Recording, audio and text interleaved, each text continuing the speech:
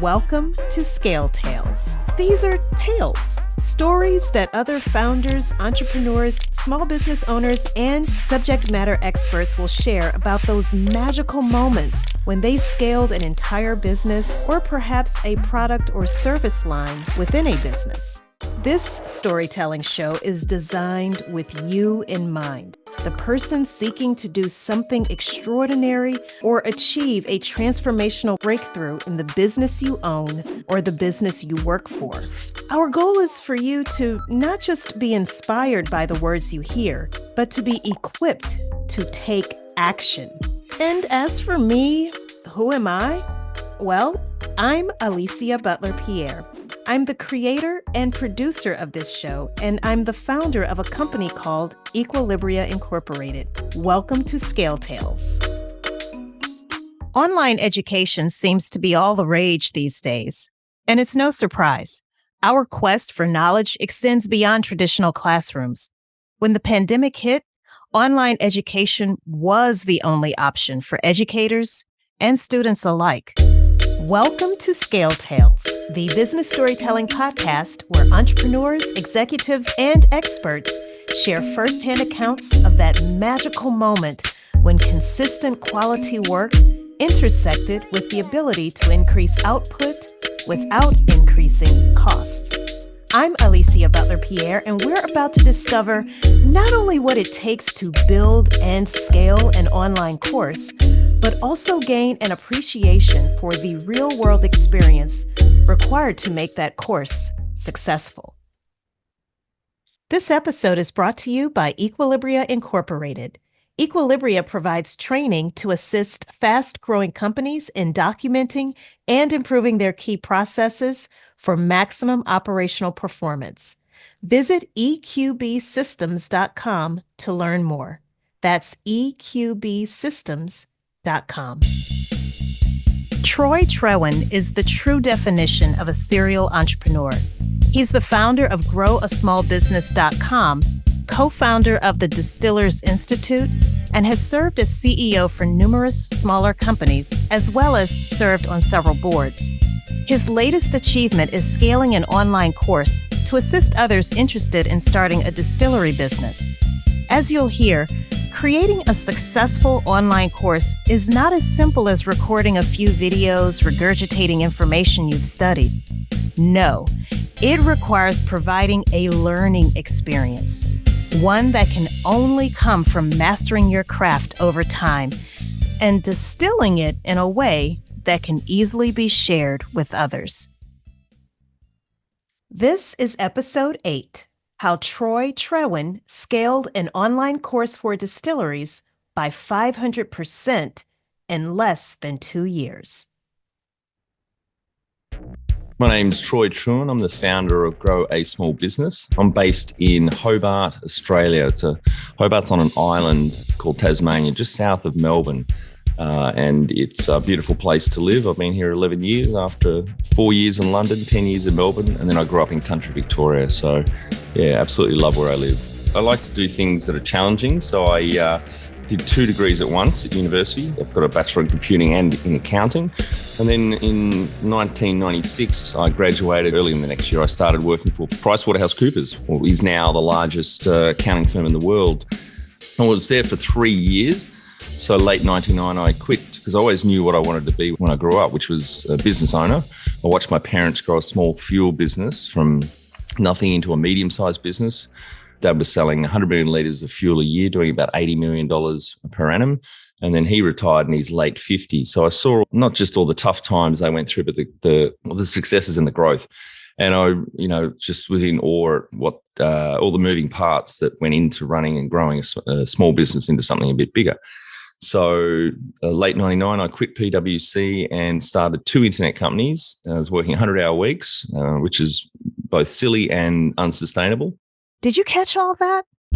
Shortly after Troy graduated university with 2 degrees, he worked at a large global company and 3 years later quit to pursue entrepreneurship. He started not 1, but 2 companies around the same time. What some may have seen as having a glutton for punishment, Troy saw as an opportunity. Eventually, He relocated to London, where he started or bought into other companies.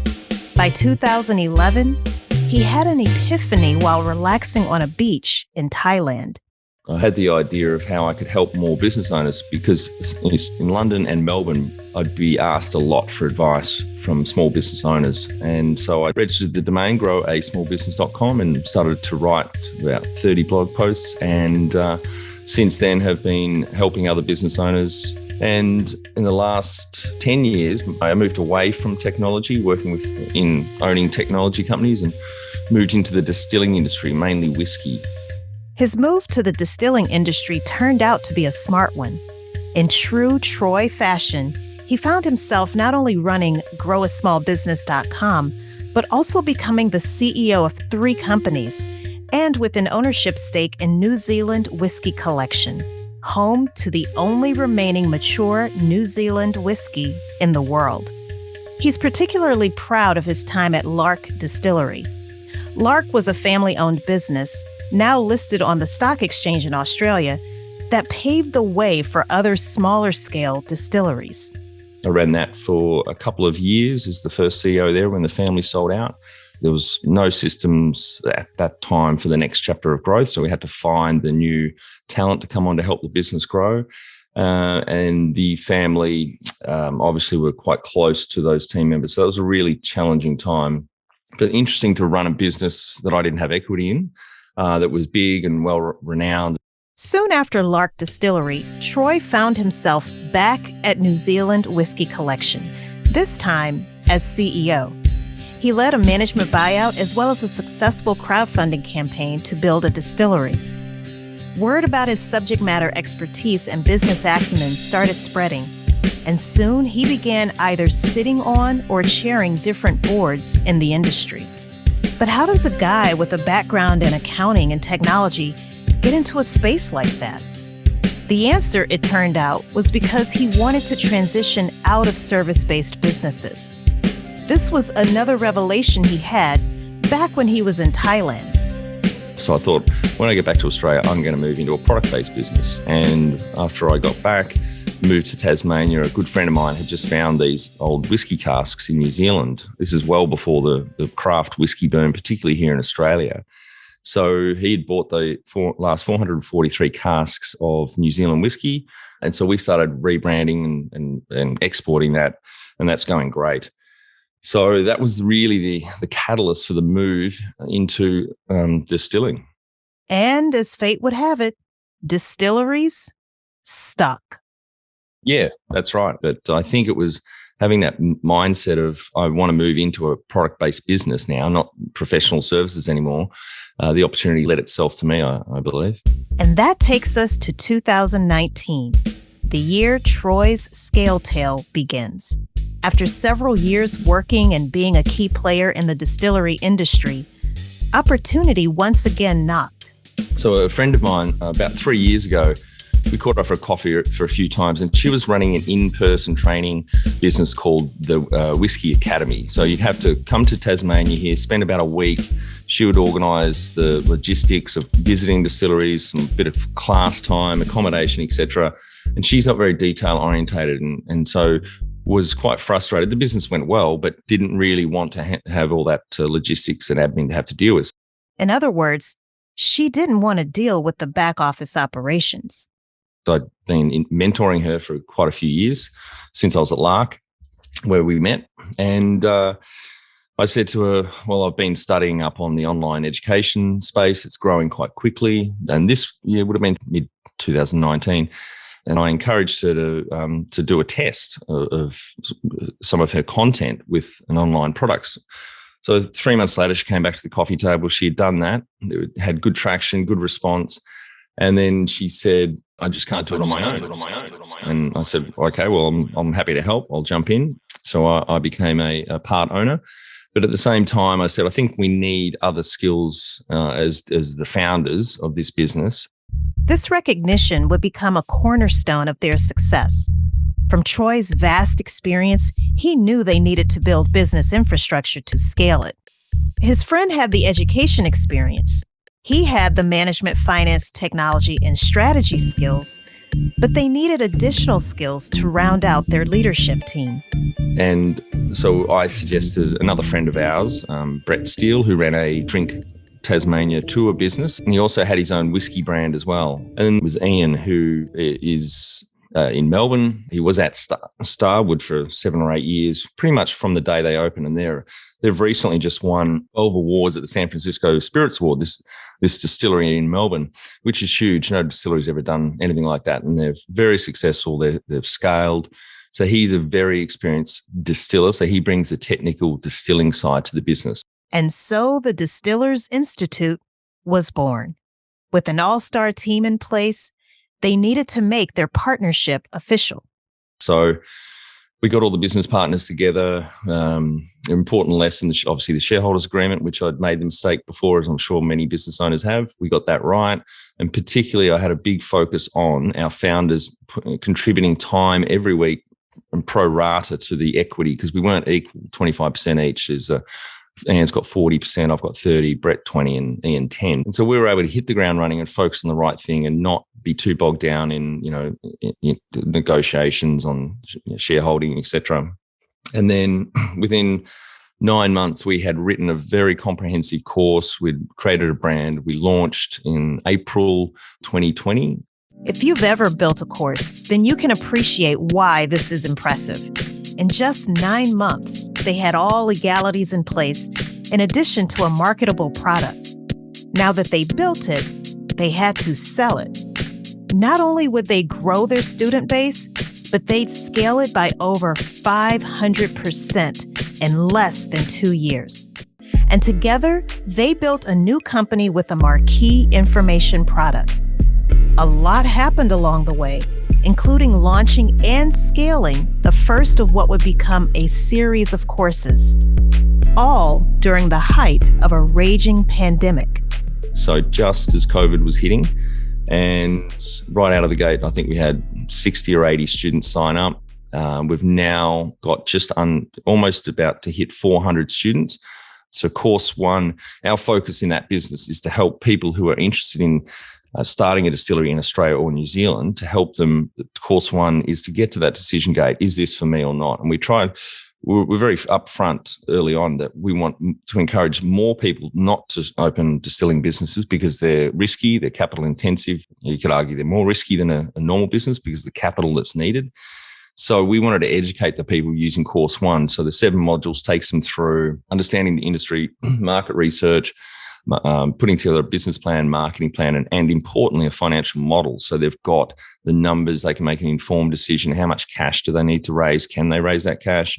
And then also helping them think about the structure of the team, going to do this. The final step is ask them, are you in or are you out? And if you're in, part of our course helps them fill out the paperwork you need here in Australia. With the tax office, you've got to get a license from the tax office before you can even order a still to operate here. So that was hugely popular. For those who take the first course and decide that, yes, they're definitely in and want to pursue starting a distillery, they can advance to the next course. And then we launched course 2 for those that are definitely in. They put their paperwork in and they want to set up now. So we give them a giant project plan or Gantt chart, which tells them all the steps and all the phases they need to go to open a distillery. And we don't focus too much on the technical skill of making great spirit. We advise our students to do the course out of Edinburgh called from the Institute of Brewers and Distillers. So we're very particular because we did the research and we found that there was a massive gap in the market for this type of business and financial and marketing planning that's needed to start up a business in this very specific industry. An industry that, as Troy explains, has experienced exponential growth. When I started at Lark in 2013, there may have been 30 craft distilleries in Australia. There's now over 400. So in 9 years, it's been phenomenal growth. Here in Hobart, another distillery won the best whiskey in the world in 2014. So it really shone a light on Australian craft whiskey. So it was the first, made Australia the 3rd country after Scotland and Japan to win the best single malt whiskey in the world. And then everyone around the world wanted more Tasmanian, if not Australian craft whiskey. So then that had a flow-on effect and it's gone really, really well since that time. As I'm listening to you, Troy, I love how casually you said, oh, yes, we launched in April 2020, had 60 or 80 students, and now, yeah, we're up to 400 students. But clearly, there was a lot of hard work that went into scaling at that level. Can you share with us some of the other key people behind the scenes that were in place and kind of walk us through the process and what technologies are you also leveraging to achieve that type of scale? Yeah, the people is a great question. We were able to leverage our network of great contractors to use. Because I've got a technology background, I usually own the technology and finance corners of the businesses I own or sit on boards of. So about 14 months after launch, we had to move platforms. So the first one we used was Teachable, and the one we use now is Kajabi, which is amazing. I've got an offshore team at Grow a Small Business, so they do the customer service and any data entry and a lot of lower value work so that founders can just focus on growing the business. We estimated, and we've pretty much kept to it, that we would only need 16 hours a week across the four of us, again, pro rata to our equity holding, to invest in this business. And that's been really important to remind us all that we shouldn't be doing that low value work because our time is better off spent primarily marketing and creating content. So we literally opened up a Google Doc and just started writing and put the structure together and then allocated who needs to write what section. It was quite difficult to write alongside three other people, but we got there. We're really happy with it. Obviously, we went through it a few times, editing, making sure it had the same voice, etc. But we've been blown away. The glowing, testimonials we've been getting is phenomenal. Those testimonials come not only from students who realize they've been spared the financial burden of a business that they shouldn't pursue, but also from the roughly 10% who went on to either start distilleries or apply for their licenses with a shorter lead time. These types of successes are a true testament to the founders' combined 40 years of experience. It sounds like you each had your superpower, then collectively you all came together to create something rather magical. And so I'm curious, Troy, what's next? What do you see in the future for the Distillers Institute? Well, we run monthly webinars for our students, which have been really well received. We're looking at adding a few more products to the Distillers Institute on specific areas such as capital raising. We're launching in New Zealand under the Distillers Institute New Zealand brand in a month or two. And then next year, we're going to launch the Brewers Institute, which the brewing market is even bigger than distilling in most countries. So we're quite excited by that. And the idea for the model is to regionalize both businesses, the Distillers Institute and the Brewers Institute. So pick a country or two each year, find a regional leader or a face of the brand, and then they will tailor the content for, say, we might launch in South Africa or America, and then launch the businesses there, all while keeping our time capped at that time, which has been a really interesting challenge that I've put to the founders, that we want to leverage and scale. We want to scale this business, but we want to leverage our time and work really, really smart and not get caught into the weeds of admin and the lower value stuff. The good thing about replicating this model on the brewery side is that most of the heavy lifting is done. These new regional leaders will, in essence, have a playbook they can follow. This is what it means to scale.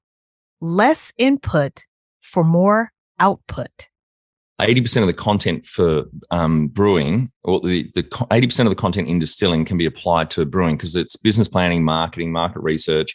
So only about 20% of the content needs to be changed for a brewing context. So if this person comes on board, their job will be first to take the courses. And then as we bounce to each country, as we'll find out with New Zealand, we've given them equity in that business.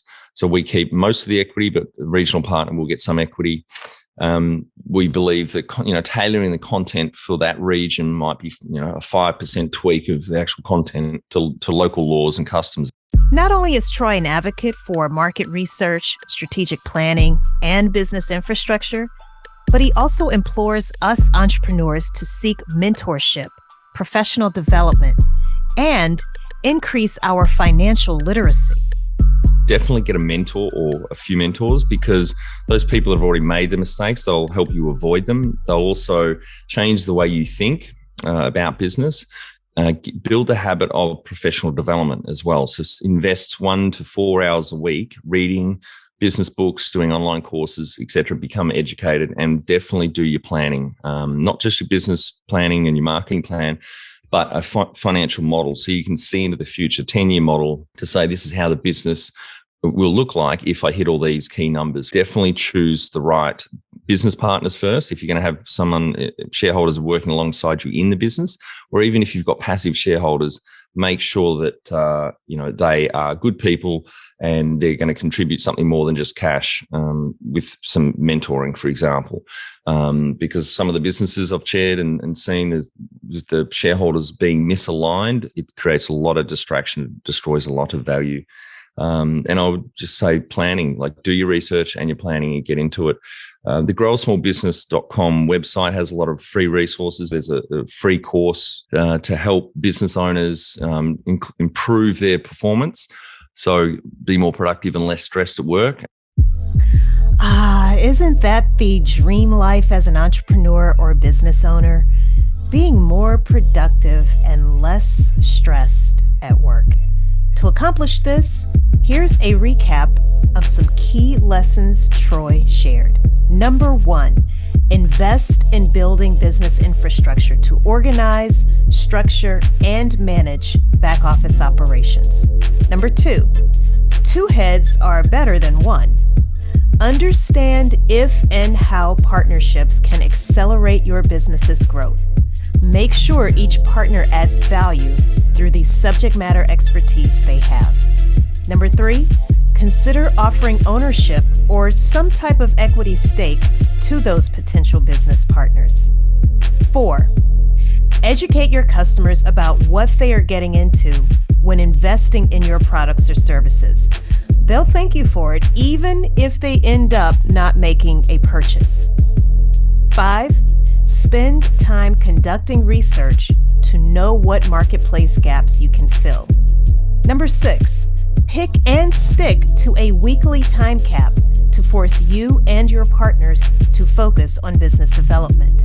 Number 7, delegate admin and back office operations work so that you can honor your weekly time cap. 8, create an operations playbook or blueprint to help replicate and scale. Number 9, become financially literate. And finally, number 10, seek mentorship and learn from others. You can't make all the mistakes on your own.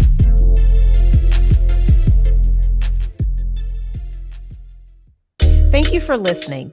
If you learned something valuable from this episode, please leave us a 5-star rating and review wherever you're listening. Visit us at scaleTalesPodcast.com to access this episode's show notes. They contain links to all the resources shared. Again, that's scaleTalesPodcast.com. A special thank you to Troy Trewin for sharing his Scale Tale. Make sure you subscribe to the show so that you don't miss it. And while you're at it, leave a 5-star rating and review wherever you're listening.